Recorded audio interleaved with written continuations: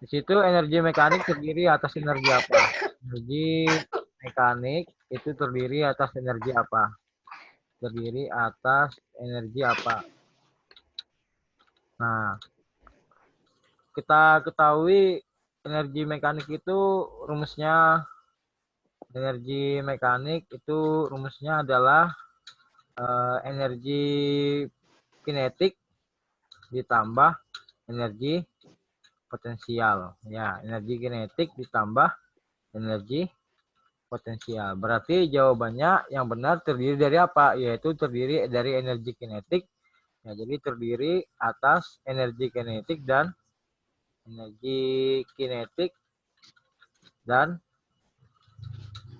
potensial. Potensial. Jawabannya yang D. Ya, nomor 12 jawabannya D, yaitu energi mekanik terdiri dari atas energi kinetik dan juga energi potensial. Nah, itu jawabannya ya.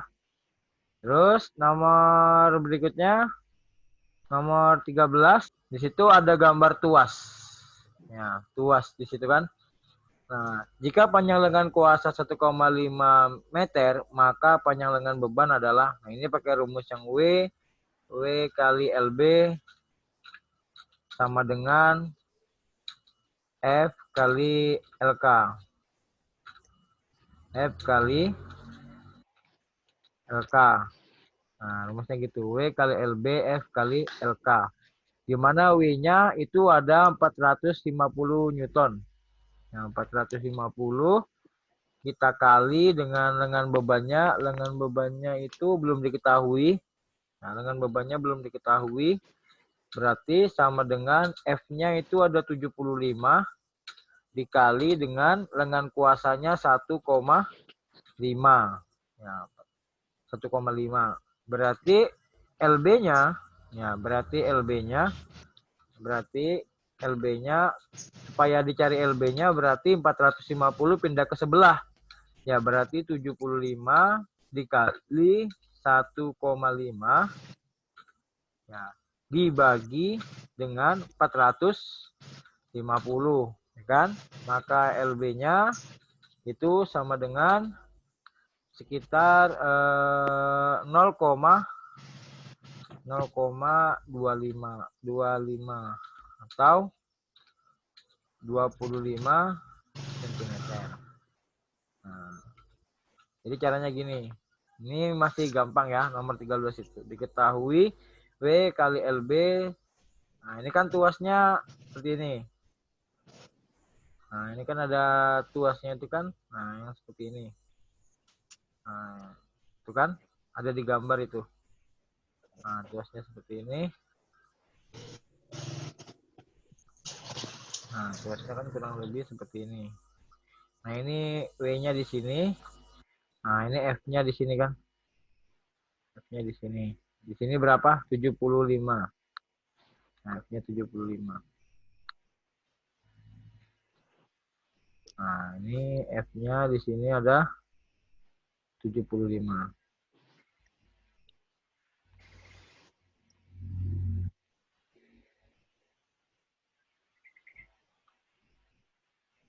Nah, ini kan ada F-nya di sini. Nah, kan? Masuk. Susah nih kalau pakai mouse.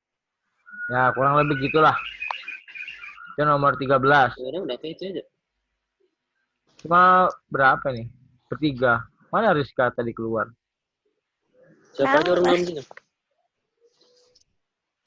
Nah, lanjut. Nomor 14. Nah, lihat nomor 14. Ruang kosong pada tabung setinggi 10 cm. Percepatan gravitasi bumi. Oh, ini tekanan hidrostatis ini. Ya, tekanan hidrostatis. Nomor 14. Nomor 14. 14 itu tekanan hidrostatis. Tekanan hidrostatis itu adalah tekanan yang diam, tekanan air yang diam. Ya, tekanan air yang diam. Nah, tekanan air yang diam. Jadi modelnya tadi rumusnya pH sama dengan mGh ya, massa dikali gravitasi. Nah, di situ hanya untuk ketinggiannya itu adalah 40 kurang 10 karena ruang kosongnya itu ya tinggiannya hanya itu sama dengan tinggi tabung dikurang ruang kosong karena ada ruang kosongnya di atas tuh. Jadi 40 kurang 10 sama dengan 30 cm. Ini dijadikan kilometer jadi 0,3 kilometer. Nah, karena kilometer ini tidak bisa berteman sama sentimeter, tidak bisa bertemu sama kilogram. Jadi harus dijadikan meter, maaf bukan kilometer, harus dijadikan meter. Karena dia tidak bisa antara meter ketemu sama kilogram. Ya, kilogram itu tidak bisa ketemu dengan meter. Berarti masanya diketahui di situ ada 10 masanya ada 800 ya, 0, gram. Lihat massa jenis airnya itu 0, gram. Ini bukan M ini, tapi rho. PGH rho. Jadi massa jenis airnya 800 dikali gravitasinya 10 dikali hanya tadi 0,3. Nah, maka hasilnya adalah 24.000. 24.000 itu 2.400. Ya, jawabannya yang B. Nah, 2.400 Newton per meter. Berarti jawabannya itu yang B.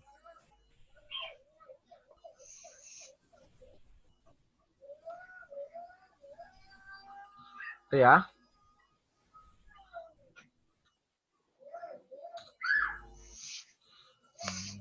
Nah, biar enak nulisnya. Nah, jadi gitu caranya untuk nomor 14. Ada yang tanyakan sampai nomor 14? Aman? Aman? Lanjut? Lanjut, Pak. Ya. Bu Friati sama siapa itu? Sendiri lah, Pak. Cuma berdua nih yang ikut ini. Bertiga sama Zul. Kak juga. Ada siapa lagi? Zul. Cuma kamu berdua aja yang hadir. Ya nggak apa-apa lah. Salah sendiri nggak hadir kan? Iya, Pak. Dan nomor 15. Ganti warna biar keren. Ganti warna pink.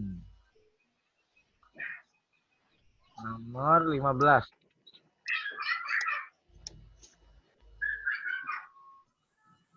Perhatikan data jumlah penduduk suatu wilayah memiliki luas hampir sama dengan tabel berikut.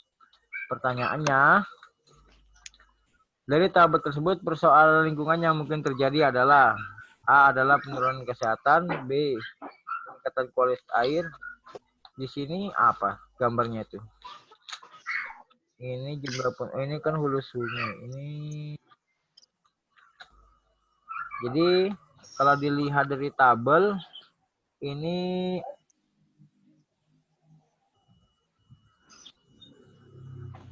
lebih kepada yang B. Yang B ini. Penurunan kualitas air. Ya, kalau jumlahnya penurunan kualitas air. Karena kalau jumlah penduduknya semakin banyak berarti semakin banyak limbah dan semakin banyak yang membutuhkan air, maka kualitas airnya itu mengalami penurunan. Ya, maka yang paling tepat itu yang B. Nah, penurunan kualitas air. Itu yang paling tepat. Nah, selanjutnya nomor 16.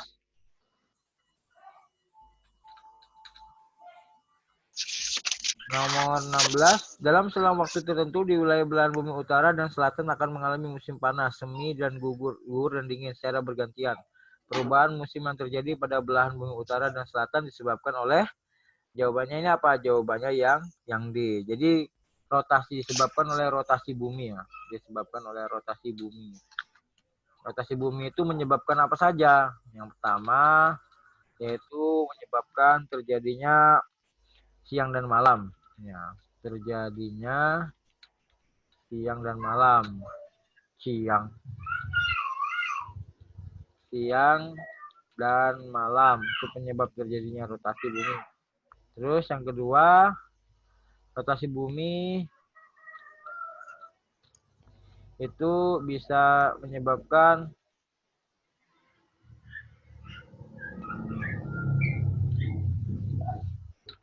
yang kedua itu gerak semu harian matahari. Gerak semu harian matahari. Gerak semu harian matahari. Terus yang rotasi bumi selanjutnya bisa menyebabkan adanya perbedaan waktu dan perubahan arah angin.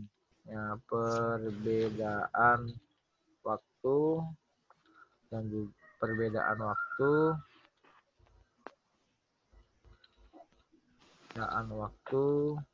dan arah angin.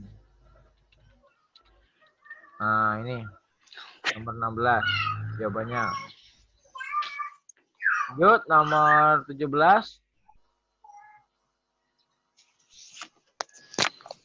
Nah, 17. Suhu udara yang paling dingin terdapat di lapisan C mesosfer. Ya. Tugas C mesosfer. Nah, nomor 17. Selanjutnya kita lihat lagi nomor 18.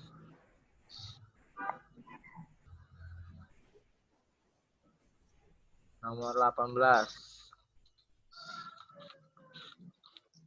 Mana itu?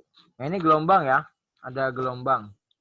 Berdasarkan gambar di atas, frekuensi gelombang tersebut adalah, nah, kamu lihat di situ ada tanda 120.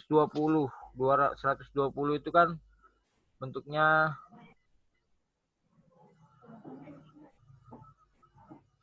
nah, lihat di situ ada 120,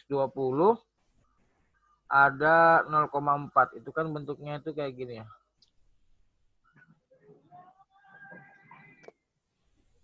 Oh, dari bawah. Coba kita lihat, kita analisis dulu gelombangnya. Nah, gelombangnya seperti apa? Kita lihat di situ kan gelombang itu dari bawah ya. Gelombangnya itu dari bawah. Seperti ini. Berarti dia naiknya itu kayak gini. Nah, kurang lebih gini kan. Nah, dari sini ke sini itu nilainya 120. Ya. Dari sini ke sini itu nilainya 120. Itu kan nilainya 120. Kemudian waktunya di sini ada 0,4. Ya, waktunya itu adalah 0,4 sekon. Kan waktunya gitu. Berarti cara menjawabnya itu kalau kita lihat itu gelombangnya itu ada 2 gelombang itu ya. Ya, itu ada 2 gelombang. Ada 2 gelombang. Itu ada 3 lekukan ya. 3 lekukan itu berarti ada 120 bagi 3 berarti 40.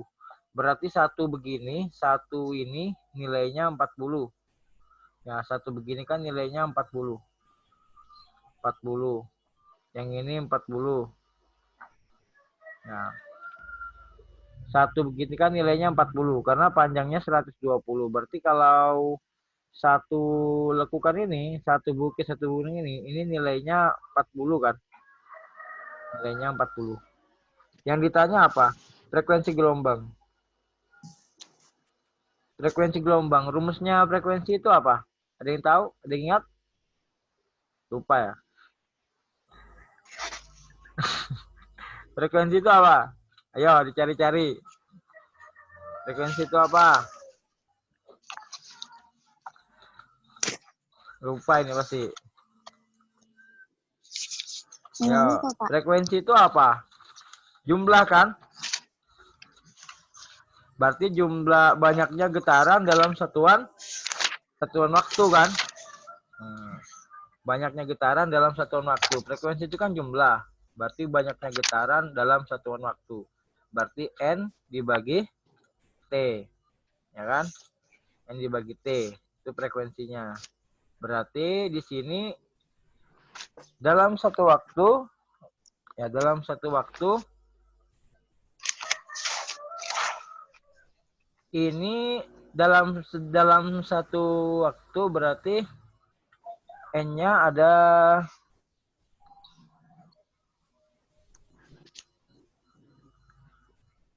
masa 2 gelombang itu belum satu.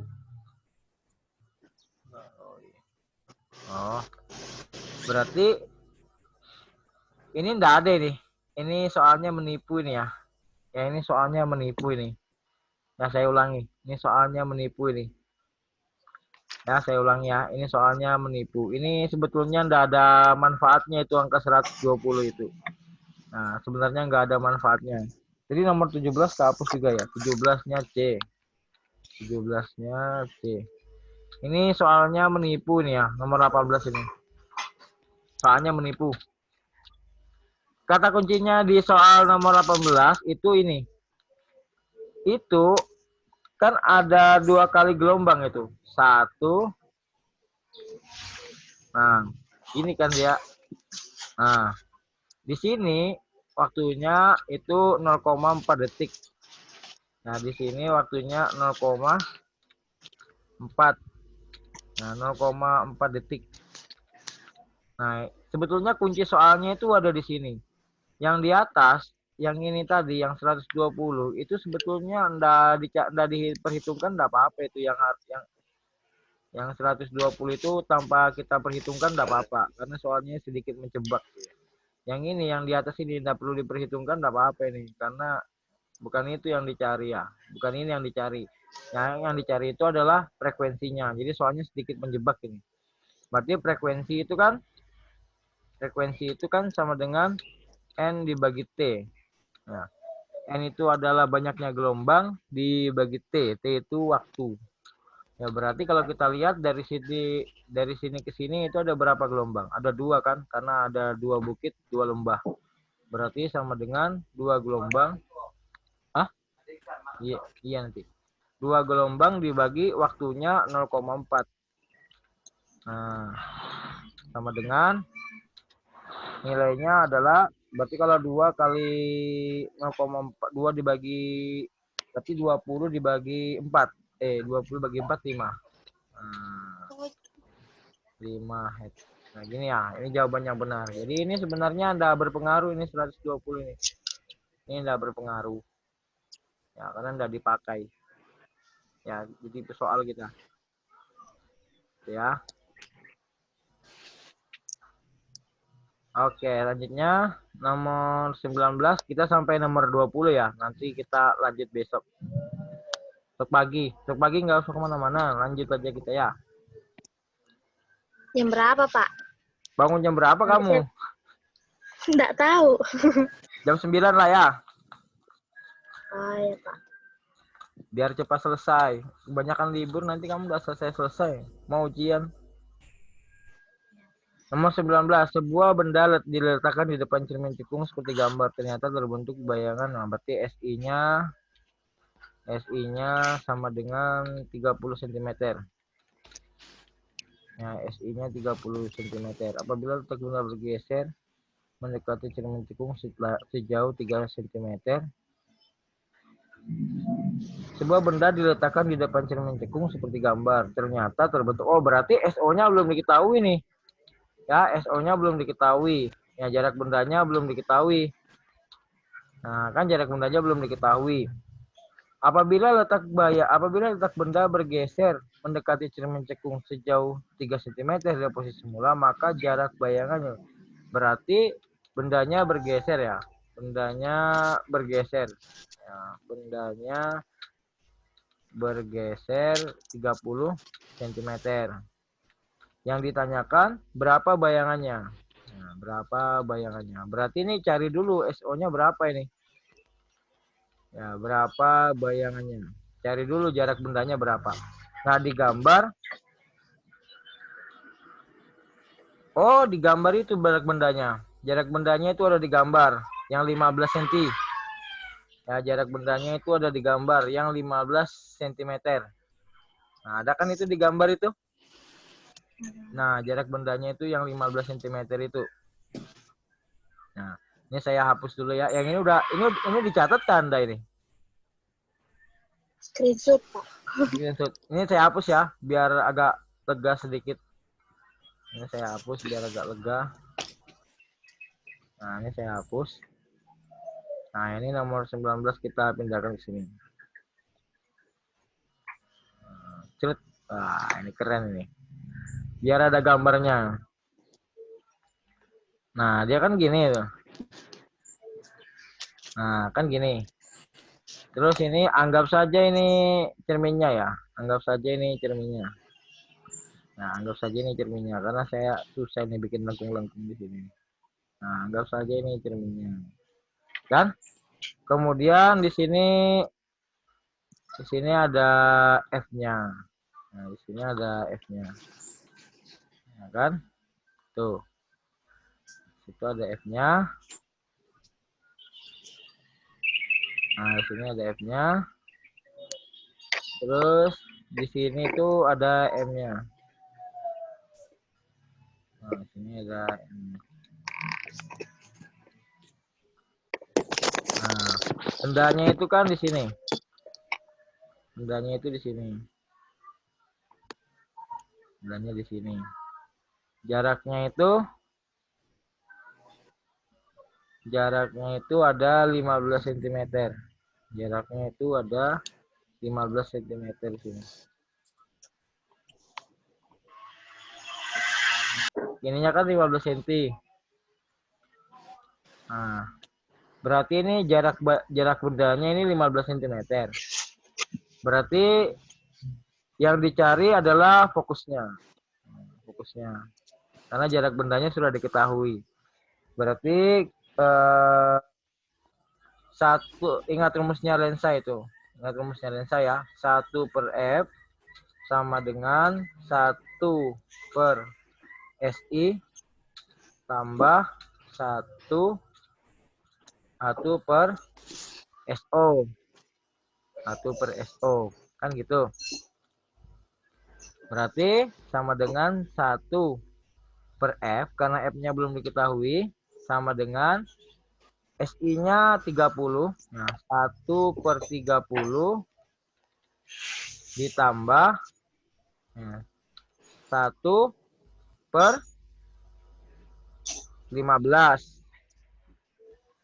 Berarti sama dengan berapa nih? Pakai per berapa? Pakai per 30 ya? Pakai per 30. Berarti kalau per 30 bagi 1 30. Nah, 30. Nah, saya tulis gini 30 di 3 maksudnya. 30 bagi 30 1 kan. Tambah 2. Kan 30 bagi 15 kan? 30 bagi 15 kan 2. Nah, dibagi 30. Kita pakai persamaan 30 ini. Nah, kita pakai persamaan 30. Berarti sama dengan 3 per 30. Maka F-nya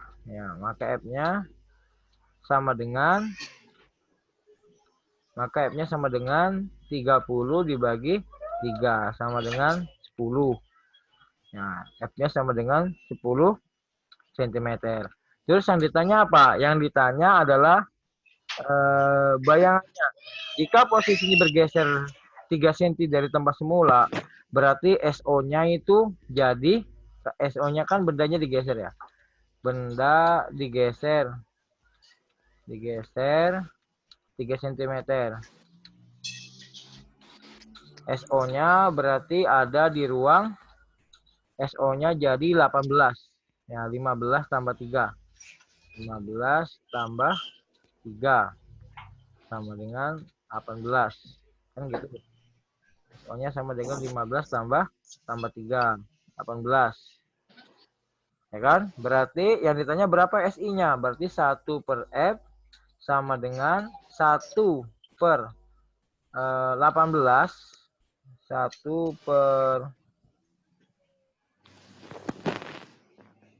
iya kah? 1 per 12. SI-nya digeser jika bukan 15, dikurangi nih. Kan mendekati. Dikurangi 3, jadi 12. Jadi 12. Karena bilangnya kan digeser sentimeter mendekati kan. Mendekati. Kalau sekarang nggak boleh deket-dekat ini. Takut corona. Ya, kan mendekati gitu kan. Nah, kan mendekati ya. Berarti 1 per 12 1 per 12 di 1 per 10, 1 per SI gitu ya.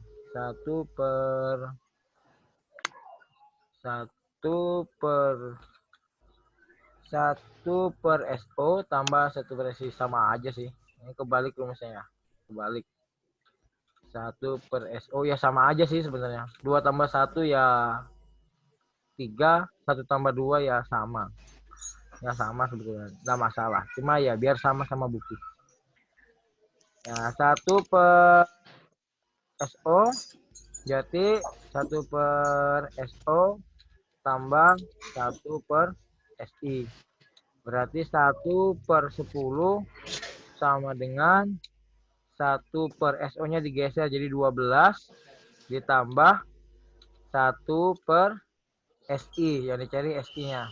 Ini pindah 1 per 10 dikurangi 1 per 12 sama dengan 1 per SI.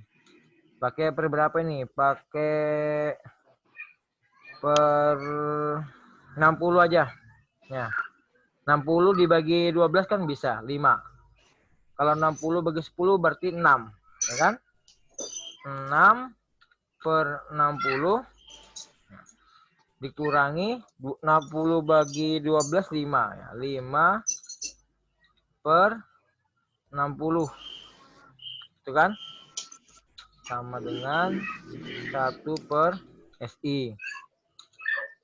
Berarti 6 kurang 5 berarti 1 per 60. 1 per 60 sama dengan SI. 1 per SI. 1 per SI. Berarti SI-nya sama dengan 60. SI-nya 60. Ada? Ada. SI-nya 60 cm. Yaitu yang D. Tuh ya, yang D. Nah, itu caranya. Terus terakhir, nah kita selesaikan sampai 20 biar langsung istirahat sholat zuhur. Nanti besok kita lanjut lagi. Kita lanjut nomor berikutnya, nomor 20. Nah, kita lihat di sini nomor 20.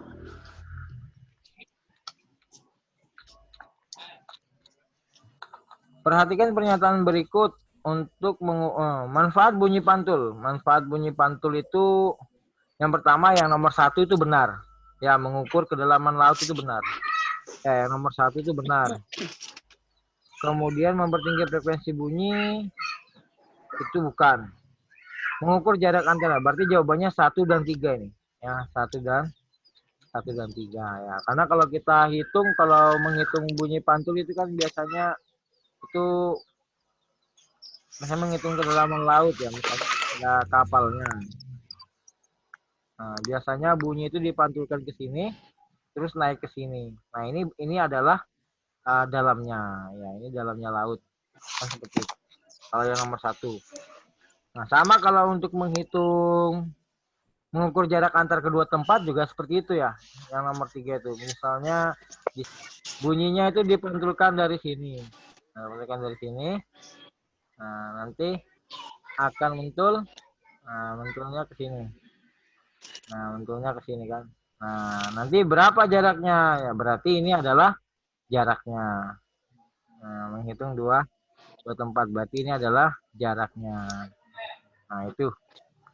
Jadi jawabannya adalah 2 dan C. Jawabannya 1 dan 3 yang B.